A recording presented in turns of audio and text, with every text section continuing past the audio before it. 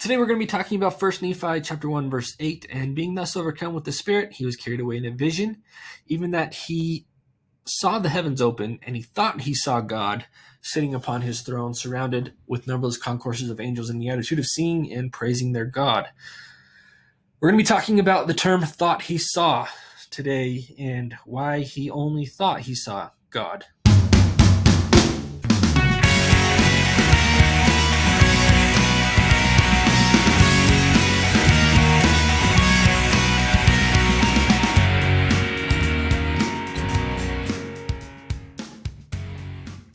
All right, before we get into the micro details of the verbiage here, just want to recap everything that's happened up to this point. I know we're only in verse 8, but so far, Lehi and Nephi and the family are in Jerusalem. They're hearing all these prophets that have come forth, and all these prophets are talking to the people, claiming to be prophets, telling the people that they have a message from God, and the message from God is essentially to repent, to change their ways, and to stop trying to rebel against Babylon and Nebuchadnezzar, King Nebuchadnezzar, essentially. There's so many people in the Jewish community now that want to align themselves with Egypt because of Egypt's prosperity and power and their wealth and all the commerce that's going on between Jerusalem and Egypt and all the money that's being made. They say, let's just align ourselves with Egypt and we won't have to pay these taxes to Babylon and we'll be even richer. And all these prophets are saying, no, that's not a good idea. Don't do that. Babylon will take you out. And our only chance is just to stick with Babylon and try to repent, or else we're going to be destroyed. So Lehi hears this. Lehi's a wealthy man who's done a lot of business with Egypt. I'm sure he was torn on what to do. He hears Jeremiah speak. He goes and prays about it like Jeremiah says and has this experience that we just read in verse 8. Okay, so now he said he thought he saw God. Did Lehi see God? Of course he saw God. Why then wouldn't he say, I saw God? We're adding extra words in here, and we read all the time in the Book of Mormon about how precious the space on the plates are. Why would we use the term thought he saw God? Well, there's a reason.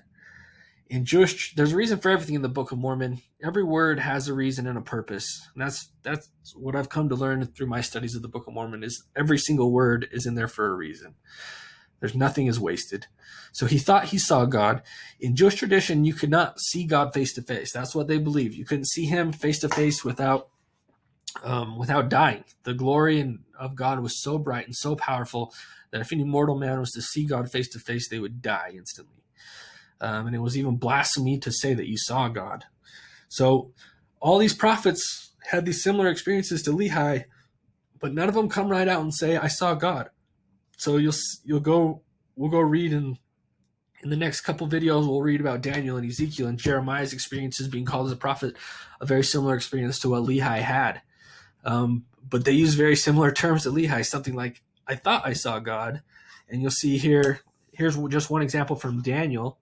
In verse 13, he says, and this is chapter 7 of Daniel, he says, I saw in the night visions, and behold, one like the Son of God, or one like the Son of Man came. So he didn't say the Son of Man came, or I saw God. I said, I saw one like the Son of Man. Of course, it was the Son of Man that came. He came and visited all these prophets and called them as a prophet. So this was Jewish tradition. This was Jewish culture. They couldn't come right out and say, I saw God. They'd be stoned for blasphemy. And we'll see that all these prophets eventually went through that anyway. But at least starting off, they tried their best to avoid that, to be able to share their message. And the way they did that was being very vague in their visions that they had, saying, I thought I saw God, or I saw one like God, or something, without coming right out and saying it. Now compare that and contrast that with the experience Joseph Smith had. So Joseph Smith has a similar experience. He said, I saw two personages whose brightness and glory defy all description. Standing above me in the air, one of them spake unto me, calling me by name, said, pointing to the other, this is my beloved son, hear him. So he's saying, I saw him. I definitely saw it. And in fact, he goes on later in life and said, for I've seen a vision. Now this is after the Book of Mormon is published. He's writing this. I had seen a vision. I knew it. And I knew that God knew it, and I could not deny it, neither dared I do it. At least I knew that by so doing I would offend God and come under condemnation. So we have a completely opposite point of view. Lehi, Daniel, Ezekiel, they didn't dare say they saw God because they'd be stoned to death because that was blasphemy. Joseph Smith saw God and didn't dare say he didn't see God because he was scared he would offend God.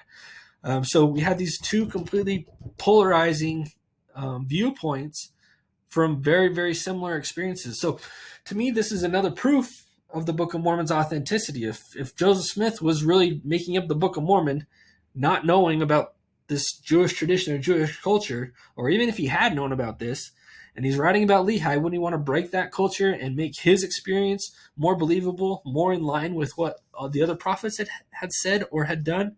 And he would have just written, Lehi saw God, just the way I saw God. And this is happening all over. This is just the way it happened to me. But instead, Lehi is actually the one telling this story, written by Nephi, saying he thought he saw God. Because that's the way the Jewish people spoke, and that's the way the Jewish prophets spoke, and that's the way that they believed, and that was their culture at the time. It was they can't come right out and say that. They're going to get in big trouble if they say that, so they've got to tone it down a bit.